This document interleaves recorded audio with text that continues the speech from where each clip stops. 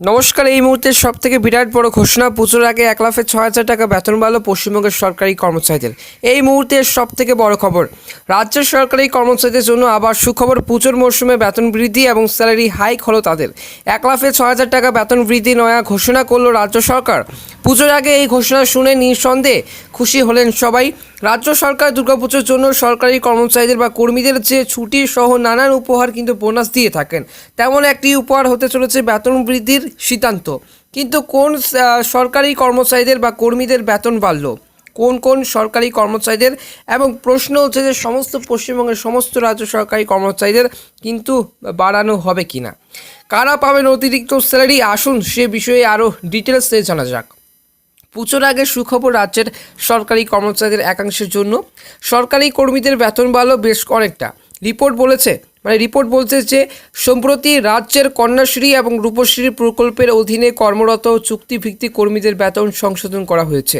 জানা যাচ্ছে যে গত 2020 সালের এবং 16 অক্টোবরের যে নোটিফিকেশনের অধীনে যে সকল কর্মীরা অন্তর্ভুক্ত ছিলেন না, সেই সকল কর্মীদের বেতন বাড়ছে, এমনটা জানিয়েছে সরকার।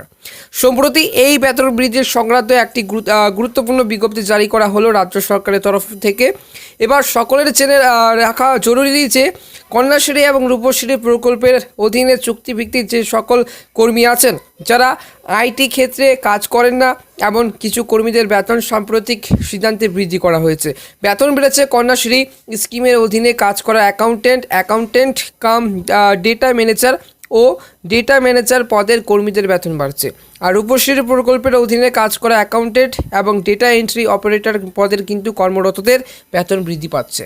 বিজ্ঞপ্তি থেকে জানা যায়, কন্যাশ্রী প্রকল্পের অধীনে কর্মরত অ্যাকাউন্টেন্টদের কিন্তু সেই মাসিক ন্যূনতম বেতন বৃদ্ধি পেয়ে হচ্ছে কিন্তু 21,000 টাকা, যা আগে ছিল 15,000 টাকা। কর্মীদের বেতন 1,06,000 টাকা বেড়েই বলে কিন্তু জানা যাচ্ছে।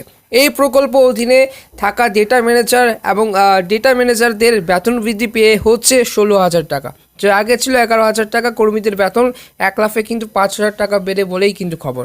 অ্যাকাউন্টেন্ট কাম ডেটা ম্যানেজার পদের কর্মীদের বেতন 12,000 টাকা থেকে সোজা 4,000 থেকে কিন্তু সেই এখন 16,000 টাকা হচ্ছে। আর রূপশ্রী প্রকল্পের অধীনে অ্যাকাউন্টেন্টদের মাসিক বেতন আগে ছিল 15,000 টাকা রূপশ্রী প্রকল্পের অধীনে। এবার ন্যূনতম বেতন বাড়ছে 6,000 টাকা, অর্থাৎ এই কর্মীদের মাসিক বেতন হবে 21,000 টাকা। রূপশ্রী প্রকল্পের অধীনে কর্মরত সেই ডেটা এন্ট্রির অপারেটরের মাসিক বেতন বেড়ে হয়েছে কিন্তু 16,000 টাকা। এর আগে বেতন ছিল 11,000 টাকা। এই সকল কর্মচারীদের বা কর্মীদের বেতন 1,00,000-এ কিন্তু 5,000 টাকা বৃদ্ধি পেয়েছে।